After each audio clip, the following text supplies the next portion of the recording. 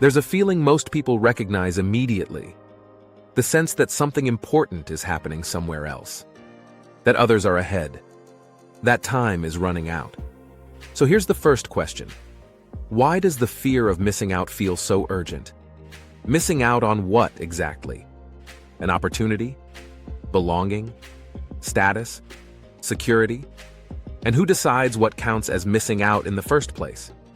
Think about how often urgency is introduced. Limited time, limited access. Act now. So ask yourself, does urgency come from reality or from how information is framed?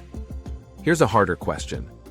If something is truly valuable, why does it need pressure? Why does it need countdowns, deadlines, or constant reminders? Consider this. Fear of missing out isn't about loss. It's about comparison.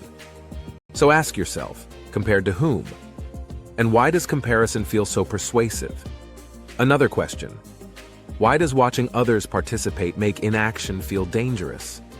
What changes when you see numbers, crowds, or trends? Is popularity evidence or reinforcement? Think about timing. Why does hesitation feel risky? When did waiting become a flaw instead of a form of judgment? Here's an uncomfortable one. How many decisions have you made not because you wanted something, but because you didn't want to be left behind? And how many of those decisions still feel justified after the urgency fades? Now think about who benefits. When people act quickly, who gains leverage? Who profits from speed over reflection? And who loses when questions slow things down? Fear of missing out thrives on uncertainty. So ask this, if certainty were available, would urgency still work? Or does FOMO depend on incomplete information? Another question. Why does missing out feel worse than making the wrong choice? What does that say about how we value regret? Consider this.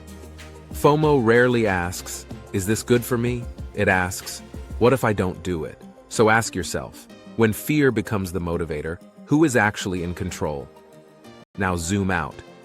Is fear of missing out a personal weakness or a predictable human response that gets exploited? And if it's predictable, who designs systems around it? Final questions. What would happen if you stopped reacting to what you might miss and focused only on what you actually value? Who would lose influence over your decisions? And why does that idea feel uncomfortable? Fear of missing out doesn't just shape choices. It shapes attention, belonging, and behavior. So the question isn't whether FOMO is real. The question is, who benefits from keeping you afraid of missing out? Before you agree, ask.